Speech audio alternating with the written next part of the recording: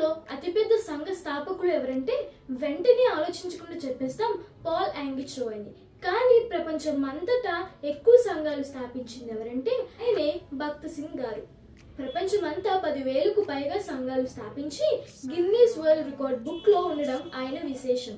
ఇప్పుడు ప్రపంచంలో అతి శ్రేష్టమైన దైవజనులు, ప్రార్థనాపరుడు, ఇంకా నిత్యము దేవుని మహిమ కొరకు ఎదురు చూసిన వ్యక్తి, ఇంకా దేవుని చిత్తమైన జీవిత ఆశయం అంటూ అతని మాటల్లోనూ క్రియల్లోనూ మన అందరికీ చూపించిన వ్యక్తి భక్త్ సింగ్ గారు. అతని కోసమే ఈ వీడియో. భక్త్ సింగ్ గారు పంజాబ్ లోని లాహోర్ లోని 1903లో జూన్ 6వ తారీఖున జన్మించారు. మతనిష్ట కలిగిన కుటుంబం అది. వారి కుటుంబంలో ఈయనే పెద్దవాళ్ళు. ఈయన హై స్కూల్ చదవడం ముగిసిన తర్వాత పాస్ అయిన వాళ్ళందరికీ అనార్కలి బైబిల్ సొసైటీ వాళ్ళు ఈ గ్రంథాన్ని గిఫ్ట్ గా ఇచ్చారు. అయితే భక్త్ సింగ్ గారికి కూడా ఈ బైబిల్ ను గిఫ్ట్ గా ప్రెజెంట్ చేశారు. అయితే భక్త్ సింగ్ గారు నా మతాలన్నీ ఎంతో శ్రేష్టమైనవి, ఈ బైబిల్ నాకు అవసరం లేదు అని చెప్పి చింపేసి ఆ అట్టను మాత్రం అది బాగుందని చెప్పి ఇంటికి తీసుకొని వచ్చారు. తండ్రి వ్యవసాయం చేసేవాడు కాబట్టి వ్యవసాయానికి సంబంధించిన పరికరాలు ఏవి కొనాలన్నా విదేశీయుల దగ్గర కొనాలి. వాళ్ళు చాలా దౌర్జన్యం చేసేవాళ్ళు. అప్పటి వరకు భక్త్ సింగ్ గారు డాక్టర్ చదవాలి అనుకున్నారు.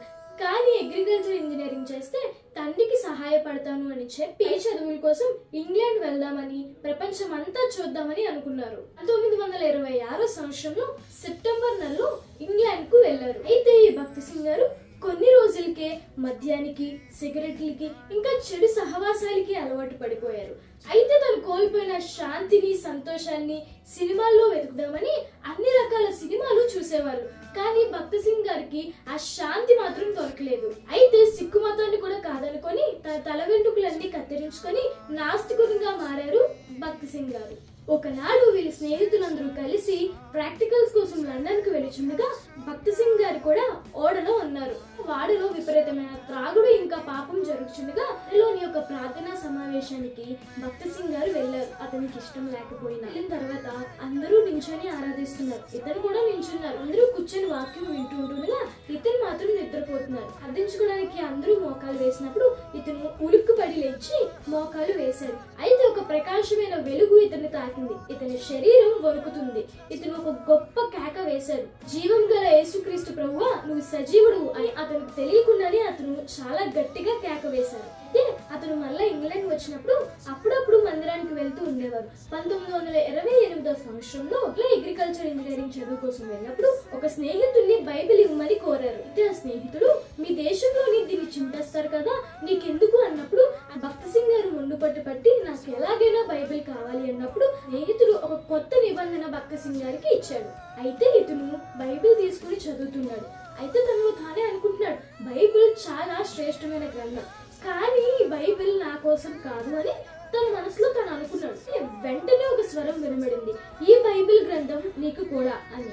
చేతను బైబిల్ ని చాలా శ్రద్ధగా చదవడం ప్రారంభించారు. అయితే యోహాను సువార్త 3వ అధ్యాయం చదువుచుండగా నేను నీతో నిశ్చయముగా చెప్పుచున్నాను అన్న మాటను అతను చదివి హృదయం చాలా ఘోరమైనది అని అతను తెలుసుకొని అతను పాపాలన్నింటినీ ఆ దినమే యేసుక్రీస్తు దగ్గర ఒప్పుకున్నారు. వెంటనే తనకున్న అలవాట్లు, పాపాలు అన్ని విడిచిపెట్టి దేవుని దగ్గర అతను పశ్చాత్తాపపడ్డారు.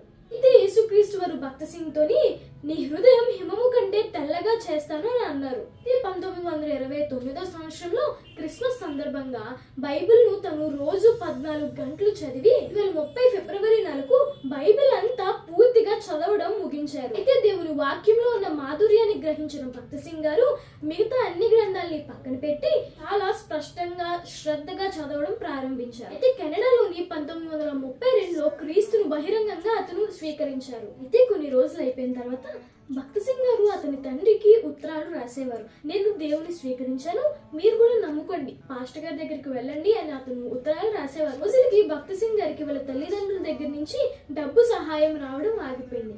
ఆ సమయంలో అతనికి చాలా ఇబ్బంది అయ్యేది. అయితే భక్త్ సింగ్ గారు చాలా రకాలైన శ్రమలు అనుభవించారు. వంటవానిగా, పోలీసు వానిగా ఎన్నో శ్రమలు అనుభవించారు. అయితే భక్త్ సింగ్ గారు ఒక మాట అనేవారు, ఈ శ్రమలన్నీ కూడా నాకు ఒక పాఠాన్ని నేర్పిస్తున్నాయి అనేవారు. 7 సంవత్సరాలకు ఇండియాకు వచ్చి దేవుని పిలుపు మేరకు సేవను ప్రారంభించారు. ముంబై పోర్ట్ లోని భక్త్ సింగ్ గారి తల్లిదండ్రులు ఇద్దరు వచ్చి అతన్ని బతిమాలడం ప్రారంభించారు. దయచేసి నువ్వు యేసు ప్రభు వారిని నమ్ముకున్నట్లు ఎవరికి చెప్పకు, ఎవరితోని అనకు అన్నప్పుడు భక్త్ సింగ్ గారు ఏసే నా ఊపిరి లేకుండా బ్రతకగలే గాని యేసు ప్రభు వారు లేకుండా నేను బ్రతకలేను అని సమాధానం ఇచ్చారు.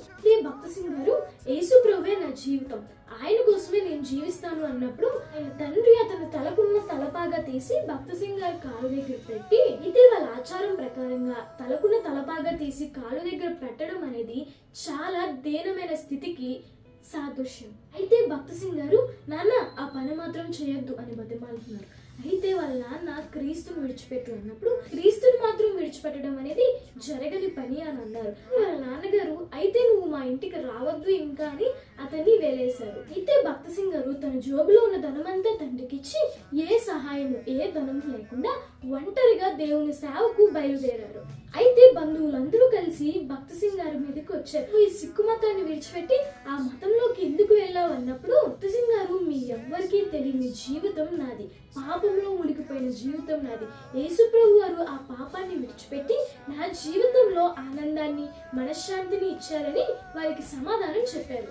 అయితే భక్త్ సింగ్ గారు ఒక బైబిల్ సొసైటీలో పనిచేస్తూ అక్కడున్న పత్రికలో ఉన్న వీధుల్లో సువార్త ప్రకటించేవారు. ఒక రోజు అక్కడ పనివాణిగా పనిచేస్తున్నప్పుడు ఇండియాలోని ఒక మిషనరీ ఆయనకు పరిచయం అయ్యారు. అయితే వాళ్ళని కలడానికి ఒక సంఘానికి వెళ్ళినప్పుడు అక్కడ ఉన్న వాచ్మెన్ అంటాడు వాళ్ళు ఇంకా రాలేదు, లోపల ఒక పాస్టర్ గారు ఉన్నారు అని అన్నప్పుడు భక్త్ సింగ్ గారు లోపలికి వెళ్తారు. అతను వాక్యం చెప్పే వాళ్ళ కోసం ఎదురు చూస్తూ ఉంటుండగా కరెక్ట్ సమయానికి భక్త్ సింగ్ గారు అక్కడికి వెళ్ళారు. అయితే భక్త్ సింగ్ గారికి వాక్యం చెప్పమనే అవకాశం వచ్చినప్పుడు అయితే అతను చెప్పిన పశ్చాత్తాప సందేశాలు ఆ సంఘంలో గొప్ప ఉద్యోగాన్ని తీసుకొచ్చాయి. అయితే ఆ తర్వాత చాలా మంది అతని వాక్యానికి పిలిచేవారు. అతను వెళ్ళిన ప్రతి సంఘంలోని ఉన్న వాళ్ళని బలపరుస్తూ వచ్చారు. అతనుకున్న కుటుంబాన్ని విద్యార్హతల్ని అన్నిటినీ విడిచిపెట్టి దేవుని కోసమే బ్రతకడం ప్రారంభించారు. భక్త్ సింగ్ గారు ప్రపంచ వ్యాప్తంగా ఉన్న గ్రామాలకు పల్లెలకు చిన్న చిన్న ప్రాంతాలకు వెళ్ళి సువార్త ప్రకటిస్తున్నప్పుడు ఇంకా ప్రార్థన చేసినప్పుడు దేవుడి చిత్తం కోసం అతను ప్రార్థించినప్పుడు దేవుడు ఏమన్నాడంటే డబ్బు మీద ఉన్న ఆశను వదులుకో, నీ ఆలోచనలు నాకు మాత్రమే చెప్పు, అవసరాలు నాకు చెప్పు, ఎవరిని నువ్వు ఏమీ అడగద్దు, ఏ సంస్థల్లోనూ నువ్వు చేరొద్దు, నేను నడిపిస్తాను అన్న దేవుడు మాట పట్టుకుని అతను మద్రాసులోని హైదరాబాద్లోని ఇంకా చాలా ప్రాంతాల్లో ఆయన సేవను ప్రారంభించారు. వాక్యానికి ఎంతో ప్రాముఖ్యత ఇచ్చేవారు భక్త్ సింగ్ గారు. ఇంట్లో పుట్టిన చిన్న పిల్లలకు కూడా దేవుని బైబిల్ వాక్యం అవసరమని అతను చెప్పేవాళ్ళు.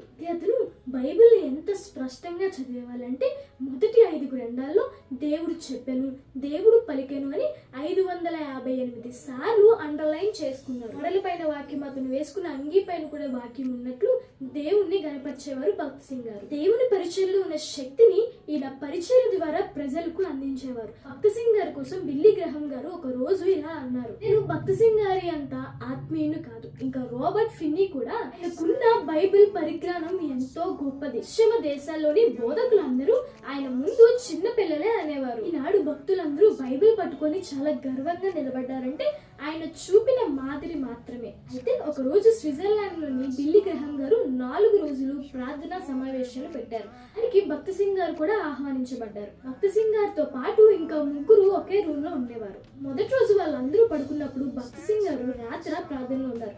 ఉదయం వాళ్ళు లేచినప్పటికీ కూడా అతను ఇంకా ప్రార్థనలోనే ఉన్నారు. 2వ రోజు కూడా అతను ప్రార్థనలో ఉన్నారు. రాత్రి అంతా పొద్దున్న లేచేసరికి కూడా ప్రార్థనలో ఉన్నారు. అయితే 3వ రోజు వంతులు వేసుకుని అతను చూడటం ప్రారంభించారు.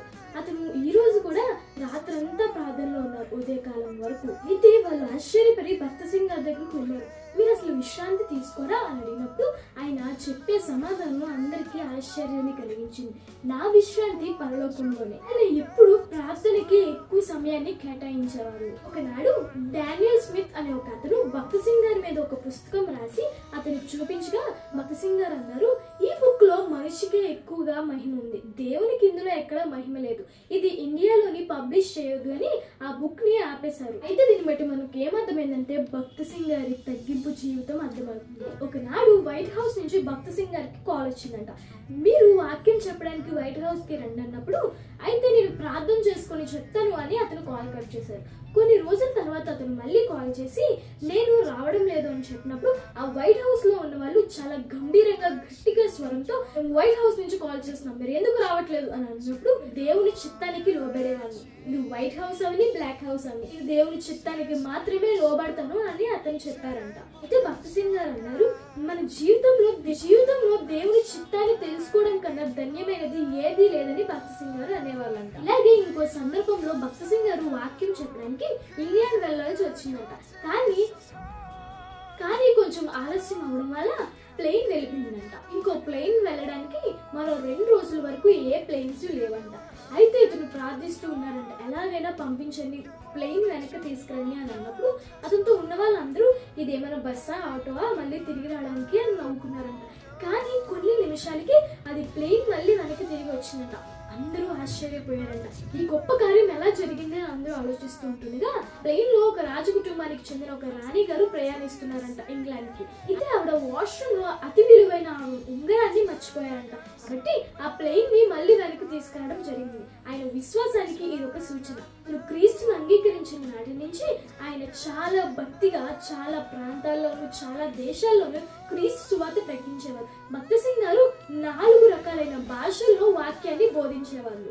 ఇంగ్లీష్, ఉర్దూ, పంజాబీ, హిందీ లాంగ్వేజెస్ లో ఆయన వాక్యాన్ని తర్జుమా చేసేవాళ్ళు. దేవుని వాక్యాన్ని చెప్తూ మన దేశంలో 6000 సంఘాలని కట్టారు. కేవలం మన దేశంలోనే కాదు, ప్రపంచ వ్యాప్తంగా పాకిస్తాన్ లోను, శ్రీలంకలోను, ఆస్ట్రేలియా, అమెరికా ఇలా అనేక దేశాల్లో ఆయన సువార్తను ప్రకటించి సంఘాలు స్థాపించారు. సుమారు 10,000 సంఘాలు ఆయన స్థాపించారు. ప్రపంచంలోనే అనేక సంఘాలు స్థాపించి గిన్నిస్ వరల్డ్ రికార్డ్ బుక్ లో ఉండడం చాలా సంతోషం. అయితే భక్త్ సింగ్ గారు మనుషులు సంతోష పెట్టేవారు కాదంట.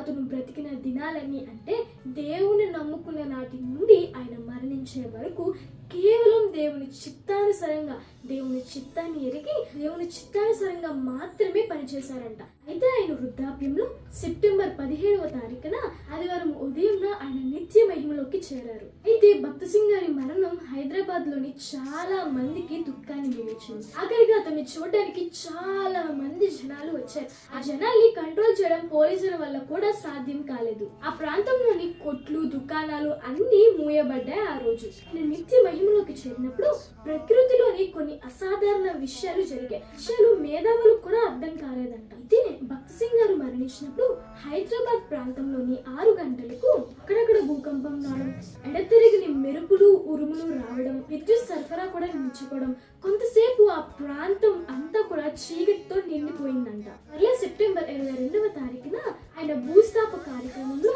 11:30 ఆయన శరీరాన్ని తీసుకువెళ్తూ ఉంటుండగా సూర్యుని చుట్టూ ఒక ధనస్సు కనిపించిందంట. కొంతసేపటికి అది అదృశ్యమై కిరీటం లాగా ఒకటి కనిపించిందంట. ఈ దైవజనులు తన 70 సంవత్సరాల సేవా జీవితంలో అనేక డబ్బును సంపాదించి ఆ డబ్బు అంతటినీ కూడా దేవుడి సేవలో పెట్టి అతను మహిమ కిరీటాన్ని పొందుకున్నారంట. దేవుని పిలుపు మేరకు 77వ ఏట ఆయన మరణించారు. ఈ ఒక్కరి జీవితం వల్ల మనం చాలా విషయాలు నేర్చుకోగలం. ప్రార్థనలో ఎక్కువ సమయం గడిపేవారు. తన విశ్వాసం చాలా గొప్పది. దేవుని చిత్తం కోసం ఎదురు చూడటం, కేవలం దేవుని మహిమనే కోరుకోవడం, దేవుని పిలుపుకు మేర జీవితం జీవించడం, ఈ ఒక్కరి జీవితం నేటి సేవకులకి సంఘానికి చాలా ఆదర్శవంతం. ఈ ఒక్కరి జీవితం మీ ఆత్మీయ మేలుకు ఉపయోగపడుతుందని ఆశిస్తూ ఇట్లు మీ జోష్న. Thank you.